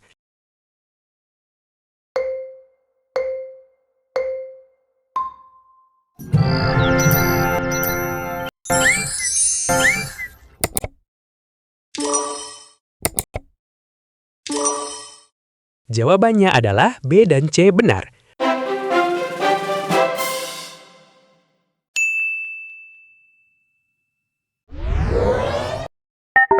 Pembahasan soal. Berdasarkan teks, Dinda mengajari Sarah cara bermain bekel dengan antusias dan bersemangat, serta menepuk tangan untuk menyemangati Sarah ketika mencoba tapi gagal. Sehingga terlihat bahwa Dinda mendukung orang lain, suportif, dan percaya diri karena yakin bisa mengajarkan Sarah. Oleh karena itu, pada pilihan pantang menyerah salah karena sifat itu lebih cocok untuk Sarah yang terus mencoba walau gagal. Pilihan percaya diri benar karena Dinda yakin dan berani mengajarkan Sarah. Pilihan suportif benar karena Dinda mendorong dan menyemangati Sarah. Dan pilihan optimis salah karena optimis lebih tercermin pada Sarah yang yakin bisa belajar. Jadi jawaban yang benar adalah B dan C. Soal nomor 21. Bola bekel Dinda. Sarah baru pulang sekolah. Ia berniat menuju ke kamar. Di ruang keluarga, terlihat Mama sedang asyik mengobrol dengan Tante Mira. Bogina datang untuk mengantarkan makanan dan minuman. Mama memanggil Sarah saat melihat kedatangannya. Sarah menghampiri Mama dan memberi salam kepada Tante Mira. "Kak Sarah!" Tiba-tiba Dinda, anak Tante Mira, memanggilnya. Gadis kelas 5 SD itu tersenyum lebar. "Kak Sarah, ayo temani aku main bekel," ajak Dinda. "Bekel?" tanya Sarah sambil mengerjitkan dahinya. "Kak Sarah sudah SMP tapi tidak tahu bekel," Dinda balik bertanya. Dinda memperlihatkan mainan yang diletakkannya di lantai. "Ini namanya bola bekel," jelas Dinda sambil mengambil satu bola karet kecil. Nah, kalau yang ini namanya biji bekel. Tambahnya seraya meraup 6 mainan kecil berbentuk unik yang terbuat dari logam. Sarah ikut memegang dan mengamati bola bekel beserta biji bekelnya. Aku sering memainkannya bersama Mama. Kata Mama daripada main game online, cerita Dinda. Dak! Sarah serasa ditampar. Ucapan Dinda itu benar. Ajarin Kak Sarah cara main bekel dong, pinta Sarah menutupi rasa malunya. Begini caranya Kak. Dinda bersemangat mengajari Sarah. Aku coba ya, pinta Sarah. Dia penasaran. Pertama kali melontarkan bola bekel, Sarah sudah harus mengambilnya ke ruang tamu. Bola bekel itu menggelinding ke sana. Namun Sarah jadi makin penasaran dan mencoba terus, walaupun gagal berkali-kali. Dinda bertepuk tangan menyemangati Sarah. Susah juga ya, ujar Sarah. Nanti lama-lama juga bisa Kak, kata Dinda. Sarah berniat mencari informasi lebih jelas tentang permainan ini. Dia akan belajar main bekel sampai bisa. Dinda saja bisa, dia juga pasti bisa. Tentukan benar atau salah untuk setiap pernyataan berikut. Apa yang mungkin terjadi jika Dinda tidak mengajak Sarah bermain? A. Sarah tidak akan tahu cara bermain bola bekel. B. Sarah tetap akan sering bermain game online. C. Sarah akan mencari informasi tentang bola bekel. Jawabannya adalah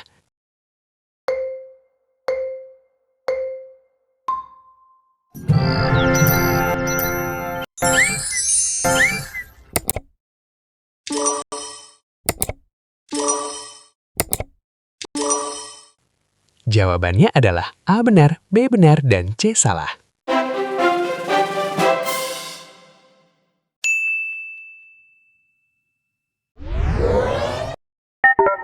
Pembahasan soal.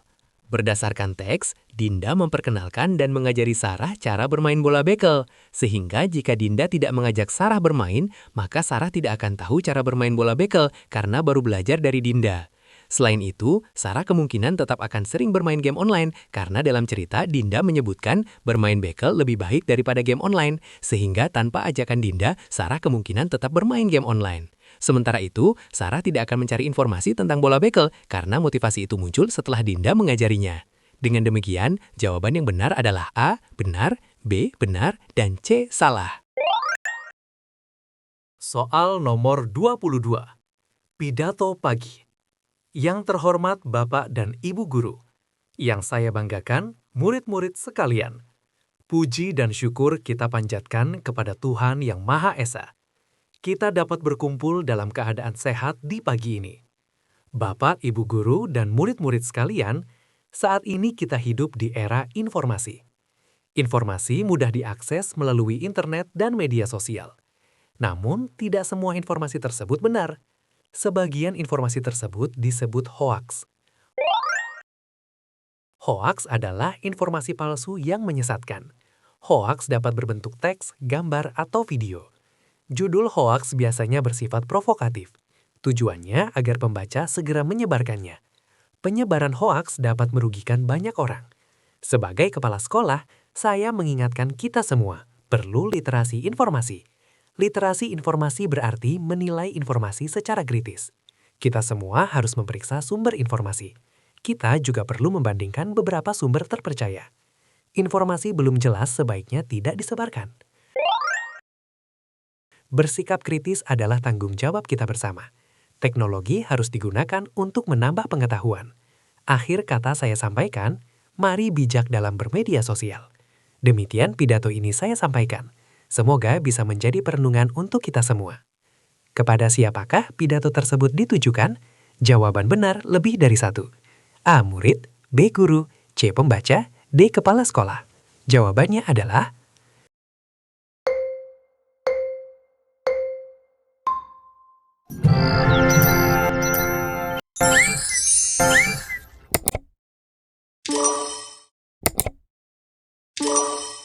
Jawabannya adalah A dan B.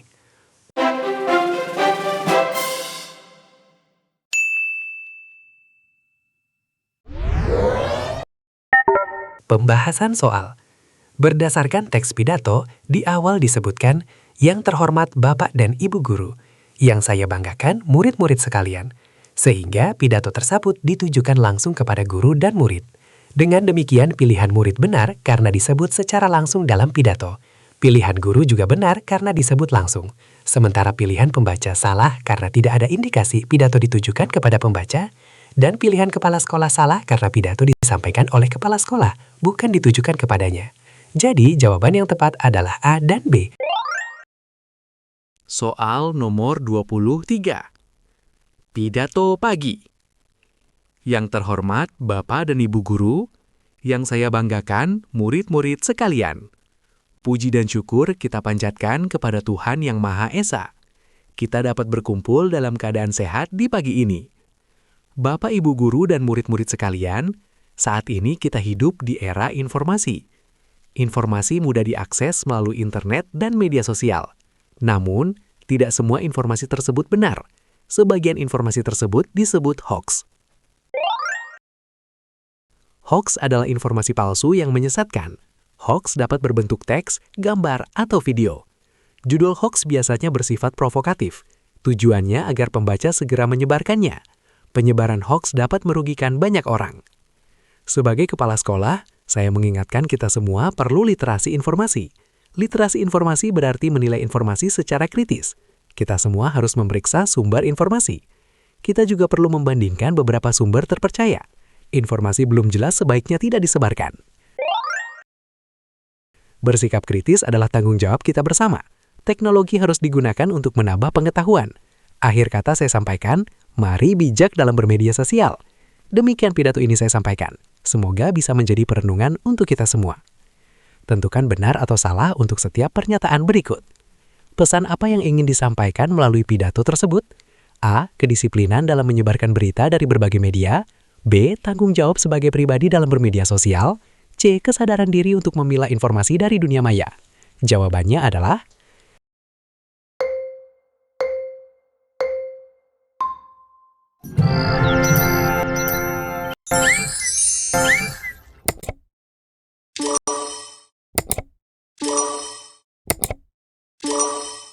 Jawabannya adalah A salah, B benar, dan C benar.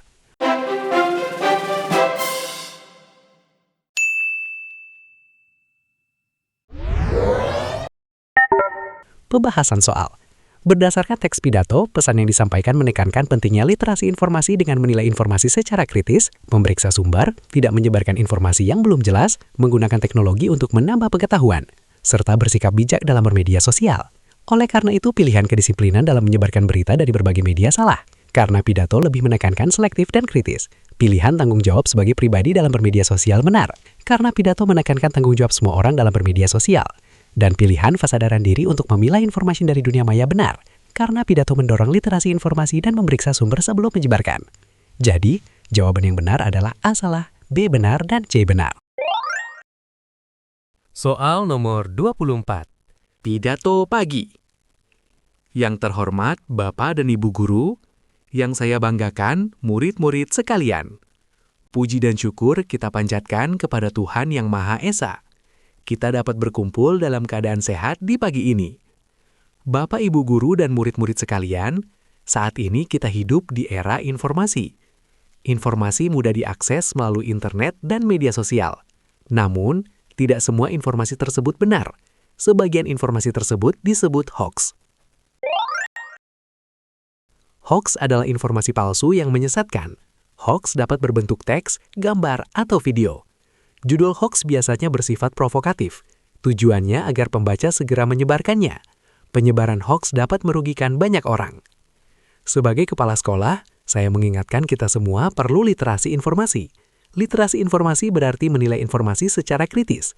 Kita semua harus memeriksa sumber informasi. Kita juga perlu membandingkan beberapa sumber terpercaya. Informasi belum jelas sebaiknya tidak disebarkan. Bersikap kritis adalah tanggung jawab kita bersama. Teknologi harus digunakan untuk menambah pengetahuan. Akhir kata saya sampaikan, mari bijak dalam bermedia sosial. Demikian pidato ini saya sampaikan. Semoga bisa menjadi perenungan untuk kita semua. Judul pidato tersebut masih sangat umum. Judul mana yang lebih sesuai untuk menggantikan judul pidato tersebut? A. Mengenal hoaks di lingkungan sekolah. B. Cara membedakan hoaks dalam media sosial. C. Literasi informasi sebagai benteng melawan hoaks. D. Peran sekolah dalam literasi informasi kepada murid. Jawabannya adalah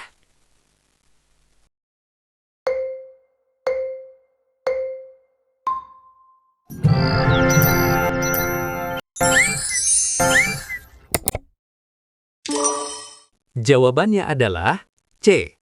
Literasi informasi sebagai benteng melawan hoaks.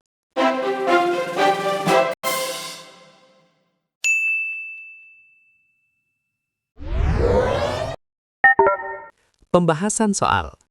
Berdasarkan analisis, isi pidato menekankan pentingnya literasi informasi, kemampuan memilah informasi, menilai secara kritis, dan bersikap bijak dalam bermedia sosial sebagai upaya melawan hoaks. Oleh karena itu, pilihan mengenal hoaks di lingkungan sekolah salah karena terlalu sempit dan hanya fokus pada sekolah. Pilihan cara membedakan hoaks dalam media sosial salah karena terlalu teknis dan spesifik. Pilihan literasi informasi sebagai benteng melawan hoaks benar karena menyampaikan inti pesan pidato bahwa literasi informasi melindungi dari hoaks. Dan pilihan peran sekolah dalam literasi informasi kepada murid salah karena pidato menyampaikan tanggung jawab bersama bukan hanya sekolah. Jadi, jawaban yang benar adalah C. Literasi informasi sebagai benteng melawan hoaks. Soal nomor 25. Peluang karir di sektor hijau. Transisi energi tidak hanya mengubah sumber daya energi. Hal ini juga menciptakan banyak peluang karir baru. Peluang tersebut khususnya di sektor hijau atau green jobs. Menurut International Labour Organization atau ILO, akan ada 24 juta pekerjaan baru di sektor hijau pada tahun 2030. Ini terjadi karena transisi menuju energi baru dan terbarukan atau EBT. Ada laporan terbaru dari International Renewable Energy Agency atau IRENA, berjudul Renewable Energy and Jobs Annual Review 2023. Laporan itu mencatat jumlah pekerja di sektor EBT terus meningkat setiap tahunnya. Pada tahun 2018, IRENA mencatat ada 11,1 juta pekerja di sektor EBT. Jumlah ini terus bertambah. Pada tahun 2022 mencapai 13,8 juta. Hal tersebut menunjukkan komitmen global untuk mengurangi ketergantungan pada sumber energi konvensional. Dunia beralih ke energi yang lebih ramah lingkungan. Green jobs memiliki beberapa aspek yang bisa dilihat pada gambar berikut. Saat ini, banyak jenis pekerjaan yang termasuk green jobs. Contohnya, desainer fashion berkelanjutan, startup energi berkelanjutan, startup manajemen limbah, teknisi sistem energi matahari, peneliti transportasi ramah lingkungan, kreator gerakan hijau, hingga pengelola media sosial gerakan hijau. Para milenial perkotaan dapat menjajal urban farming. Itu dilakukan sebagai langkah awal memulai green jobs. Kegiatan urban farming bisa dilakukan di mana saja, seperti di halaman, kantor, balkon, bahkan atap rumah. Green jobs sudah ada di kawasan Asia Pasifik. Contohnya, para penanam bakau dalam program adaptasi iklim di Vietnam dan teknisi sistem energi matahari di Cina. Tertarik berkarir di sektor hijau? Contoh green jobs di kawasan Asia Pasifik yang disebutkan dalam teks adalah A. Startup manajemen limbah, B. Desainer fashion berkelanjutan, C. Teknisi sistem energi matahari, D. Peneliti transportasi ramah lingkungan. Jawabannya adalah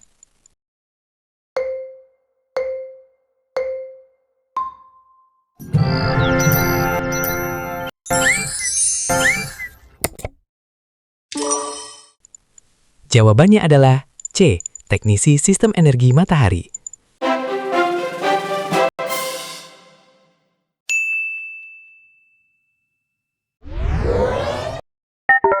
Pembahasan soal. Berdasarkan teks, contoh green jobs di kawasan Asia Pasifik yang disebutkan adalah para penanam bakau di Vietnam dan teknisi sistem energi matahari di Cina. Jadi, jawaban yang benar adalah C. Teknisi sistem energi matahari. Soal nomor 26. Peluang karir di sektor hijau. Transisi energi tidak hanya mengubah sumber daya energi. Hal ini juga menciptakan banyak peluang karir baru. Peluang tersebut khususnya di sektor hijau atau green jobs. Menurut International Labour Organization atau ILO, akan ada 24 juta pekerjaan baru di sektor hijau pada tahun 2030. Ini terjadi karena transisi menuju energi baru dan terbarukan EBT. Ada laporan terbaru dari International Renewable Energy Agency atau IRENA berjudul Renewable Energy and Jobs Annual Review 2023. Laporan itu mencatat jumlah pekerja di sektor EBT terus meningkat setiap tahunnya. Pada tahun 2018, IRENA mencatat ada 11,1 juta pekerja di sektor EBT. Jumlah ini terus bertambah, pada tahun 2022 mencapai 13,8 juta. Hal tersebut menunjukkan komitmen global untuk mengurangi ketergantungan pada sumber energi konvensional. Dunia beralih ke energi yang lebih ramah lingkungan. Green Jobs memiliki beberapa aspek yang bisa dilihat pada gambar berikut. Saat ini, banyak jenis pekerjaan yang termasuk Green Jobs. Contohnya, desainer fashion berkelanjutan, startup energi berkelanjutan, startup manajemen limbah, teknisi sistem energi matahari, peneliti transportasi ramah lingkungan, kreator gerakan hijau, hingga pengelola media sosial gerakan hijau. Para milenial perkotaan dapat menjajal urban farming. Itu dilakukan sebagai langkah awal memulai Green Jobs. Kegiatan urban farming bisa dilakukan di mana saja, seperti di halaman, kantor, balkon, bahkan atap rumah. Green Jobs sudah ada di kawasan Asia Pasifik. Contohnya, para penanam bakau dalam program adaptasi iklim di Vietnam dan teknisi sistem energi matahari di Cina. Tertarik berkarir di sektor hijau? Mengapa urban farming cocok sebagai awal karir Green Jobs sebagai milenial kota? A. Meningkatkan nilai estetika perkotaan dan peluang penghasilan milenial. B. Mengajarkan milenial teknik bercocok tanam yang ramah lingkungan. C. Menggunakan lahan yang luas sehingga mudah dilakukan oleh milenial. D. Memberi pengalaman milenial dalam manajemen limbah perkotaan.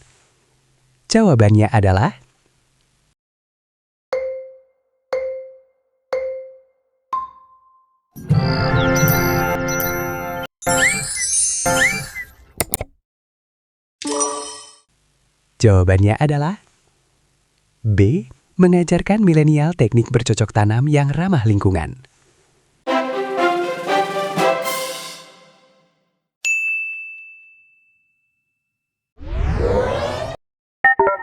Pembahasan soal. Urban farming cocok sebagai langkah awal karir Green Jobs bagi milenial kota karena mengajarkan mereka teknik bercocok tanam yang ramah lingkungan, yang merupakan bagian dari praktik pekerjaan hijau atau Green Jobs. Jadi, jawaban yang benar adalah B, mengajarkan milenial teknik bercocok tanam yang ramah lingkungan. Soal nomor 27. Peluang karir di sektor hijau. Transisi energi tidak hanya mengubah sumber daya energi. Hal ini juga menciptakan banyak peluang karir baru. Peluang tersebut khususnya di sektor hijau atau Green Jobs.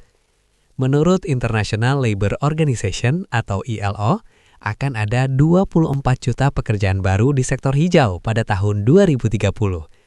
Ini terjadi karena transisi menuju energi baru dan terbarukan atau EBT. Ada laporan terbaru dari International Renewable Energy Agency atau IRENA berjudul Renewable Energy and Jobs Annual Review 2023. Laporan itu mencatat jumlah pekerja di sektor EBT terus meningkat setiap tahunnya. Pada tahun 2018, IRENA mencatat ada 11,1 juta pekerja di sektor EBT. Jumlah ini terus bertambah. Pada tahun 2022 mencapai 13,8 juta. Hal tersebut menunjukkan komitmen global untuk mengurangi ketergantungan pada sumber energi konvensional. Dunia beralih ke energi yang lebih ramah lingkungan. Green Jobs memiliki beberapa aspek yang bisa dilihat pada gambar berikut. Saat ini, banyak jenis pekerjaan yang termasuk Green Jobs. Contohnya, desainer fashion berkelanjutan, startup energi berkelanjutan, startup manajemen limbah, teknisi sistem energi matahari, peneliti transportasi ramah lingkungan, kreator gerakan hijau, hingga pengelola media sosial gerakan hijau. Para milenial perkotaan dapat menjajal urban farming. Itu dilakukan sebagai langkah awal memulai Green Jobs. Kegiatan urban farming bisa dilakukan di mana saja, seperti di halaman, kantor, balkon, bahkan atap rumah.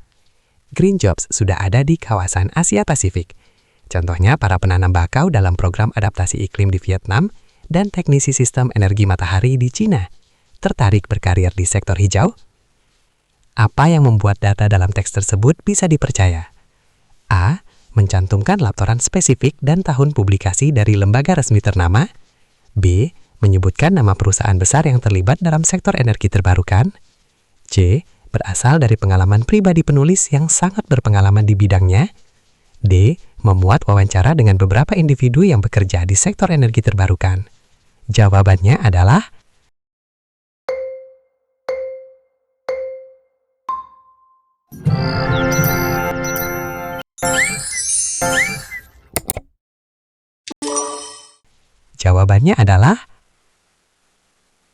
A. Mencantumkan laporan spesifik dan tahun publikasi dari lembaga resmi ternama.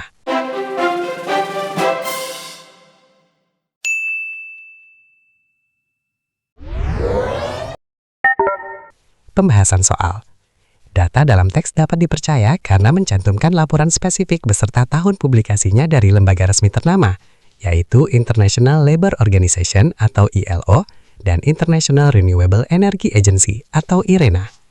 Ini membuat informasi bersifat faktual dan dapat diverifikasi. Jadi, jawaban yang benar adalah A. Mencantumkan laporan spesifik dan tahun publikasi dari lembaga resmi ternama. Soal nomor 28. Kuliner ayam panggang dorong perekonomian Desa Sragi, Ponorogo. Kabupaten Ponorogo kini memiliki destinasi kuliner yang menarik wisatawan. Berlokasi di Desa Sragi, Kecamatan Sukorejo. Kawasan Dadapan menawarkan ayam panggang bercita rasa tradisional. Suasana pedesaan yang asri juga menambah daya tarik pengunjung. Ayam panggang di kawasan ini diolah menggunakan ayam kampung pilihan. Ayam dipanggang di atas bara kayu dengan suhu terjaga. Proses pemanggangan tradisional tersebut menghasilkan aroma khas. Selain itu, juga menghasilkan tekstur daging yang lunak. Ayam kemudian disajikan dengan bumbu santan dan rempah-rempah. Bumbu terdiri dari cabai, bawang, dan kemiri. Kombinasi ini menghasilkan rasa gurih dan pedas. Kehadiran kuliner ini memberikan dampak positif bagi perekonomian warga Desa Sragi. Area Dadapan yang sepi kini ramai dikunjungi wisatawan. Mereka menikmati sajian dan keramahan desa, terutama pada akhir pekan. Seorang warga setempat mengatakan, meningkatnya jumlah pengunjung mendorong warga membuka usaha kecil untuk menambah penghasilan. Banyak yang tertarik pada cita rasa ayam panggang tersebut. Mereka berasal dari luar daerah Sragi.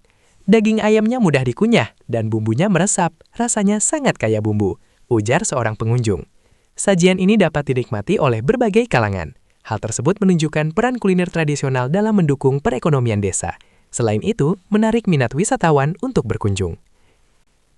Istilah perekonomian pada paragraf ketiga di dalam teks digunakan untuk A. Menunjukkan peluang warga menjual camilan dan minuman. B. Menggambarkan suasana pedesaan yang ramai pengunjung.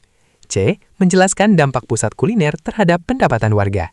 D. Memperlihatkan cara memperoleh penghasilan pada akhir pekan. Jawabannya adalah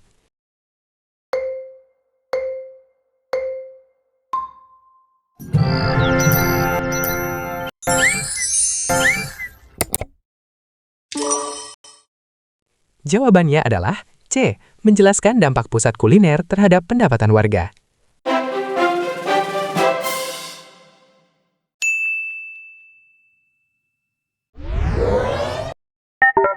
Pembahasan soal. Dalam teks, istilah perekonomian digunakan untuk menjelaskan dampak kehadiran pusat kuliner terhadap pendapatan dan usaha warga Desa Sragi. Karena meningkatnya jumlah wisatawan, mendorong warga membuka usaha kecil dan menambah penghasilan. Jadi, jawaban yang benar adalah C, menjelaskan dampak pusat kuliner terhadap pendapatan warga. Soal nomor 29. Kuliner ayam panggang dorong perekonomian Desa Sragi, Ponorogo. Kabupaten Ponorogo kini memiliki destinasi kuliner yang menarik wisatawan. Berlokasi di Desa Sragi, Kecamatan Sukorejo. Kawasan Dadapan menawarkan ayam panggang bercita rasa tradisional. Suasana pedesaan yang asri juga menambah daya tarik pengunjung. Ayam panggang di kawasan ini diolah menggunakan ayam kampung pilihan. Ayam dipanggang di atas bara kayu dengan suhu terjaga. Proses pemanggangan tradisional tersebut menghasilkan aroma khas. Selain itu, juga menghasilkan tekstur daging yang lunak. Ayam kemudian disajikan dengan bumbu santan dan rempah-rempah. Bumbu terdiri dari cabai, bawang, dan kemiri. Kombinasi ini menghasilkan rasa gurih dan pedas. Kehadiran kuliner ini memberikan dampak positif bagi perekonomian warga Desa Seragi. Area dadapan yang sepi kini ramai dikunjungi wisatawan. Mereka menikmati sajian dan keramaan desa, terutama pada akhir pekan. Seorang warga setempat mengatakan, meningkatnya jumlah pengunjung mendorong warga membuka usaha kecil untuk menambah penghasilan. Banyak yang tertarik pada cita rasa ayam panggang tersebut. Mereka berasal dari luar daerah Seragi. Daging ayamnya mudah dikunyah dan bumbunya meresap. Rasanya sangat kaya bumbu, ujar seorang pengunjung. Sajian ini dapat dinikmati oleh berbagai kalangan. Hal tersebut menunjukkan peran kuliner tradisional dalam mendukung perekonomian desa, selain itu menarik minat wisatawan untuk berkunjung. Paragraf keempat menceritakan pengalaman pengunjung tentang cita rasa ayam panggang. Bagaimana paragraf kedua memperkuat pengalaman tersebut? A. Menjelaskan penggunaan santan dan ayam yang menghasilkan rasa pedas. B. Menegaskan keunikan rasa ayam panggang yang berbeda dari daerah lain. C. Menggambarkan perpaduan rasa yang lezat dan suasana yang nyaman. D. Menguraikan teknik pemanggangan dan bumbu ayam kampung pilihan. Jawabannya adalah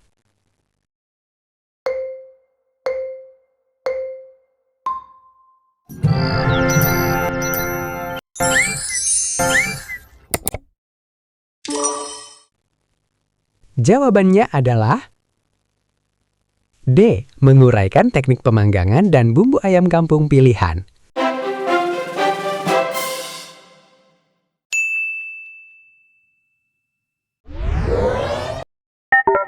Pembahasan soal. Paragraf kedua menjelaskan proses pemanggangan ayam kampung pilihan dan penggunaan bumbu tradisional. Informasi ini mendukung paragraf keempat, di mana pengunjung merasakan tekstur daging yang lunak, bumbu meresap, dan cita rasa yang kaya, karena teknik pemanggangan dan bumbu yang dijelaskan sebelumnya. Jadi, jawaban yang benar adalah D. Menguraikan teknik pemanggangan dan bumbu ayam kampung pilihan. Soal nomor 30. Kuliner ayam panggang dorong perekonomian Desa Seragi, Ponorogo. Kabupaten Ponorogo kini memiliki destinasi kuliner yang menarik wisatawan. Berlokasi di Desa Seragi, Kecamatan Sukorejo, kawasan dadapan menawarkan ayam panggang bercita rasa tradisional. Suasana pedesaan yang asri juga menambah daya tarik pengunjung. Ayam panggang di kawasan ini diolah menggunakan ayam kampung pilihan. Ayam dipanggang di atas bara kayu dengan suhu terjaga.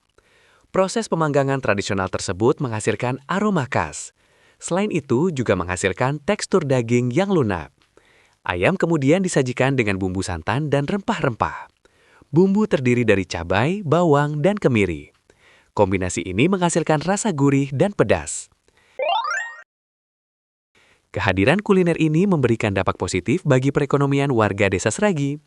Area dadapan yang sepi kini ramai dikunjungi wisatawan. Mereka menikmati sajian dan keramahan desa, terutama pada akhir pekan. Seorang warga setempat mengatakan, meningkatnya jumlah pengunjung mendorong warga membuka usaha kecil untuk menambah penghasilan. Banyak yang tertarik pada cita rasa ayam panggang tersebut. Mereka berasal dari luar daerah Seragi. Daging ayamnya mudah dikunyah dan bumbunya meresap. Rasanya sangat kaya bumbu, ujar seorang pengunjung. Sajian ini dapat dinikmati oleh berbagai kalangan. Hal tersebut menunjukkan peran kuliner tradisional dalam mendukung perekonomian desa. Selain itu, menarik minat wisatawan untuk berkunjung. Alasan apa yang mendukung pendapat Alia tersebut? Jawaban benar lebih dari satu. A. Suasana desa yang nyaman dan alami. B. Penyajian makanan yang sangat cepat. C. Harga makanan yang relatif terjangkau. D. Pelayanan yang ramah dan menyenangkan. Jawabannya adalah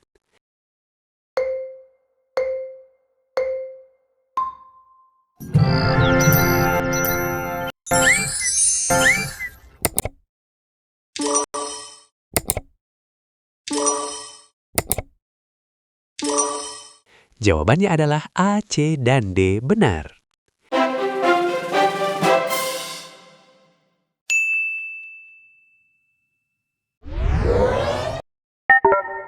Pembahasan soal. Pendapat Alia tentang daya tarik kuliner ayam panggang didukung oleh beberapa faktor. Suasana desa yang asri dan nyaman, harga makanan yang terjangkau, serta pelayanan yang ramah dan menyenangkan. Faktor-faktor ini membuat wisatawan tertarik datang dan menikmati kuliner tradisional di Desa Seragi. Jadi jawabannya adalah A, C, dan D benar. Ini baru level seleksi dasar di channel YouTube Muhammad Jailani Manjur. Episode berikutnya akan membuktikan bahwa skor hari ini bukan kebetulan. Sekali lagi, tulis skor kamu.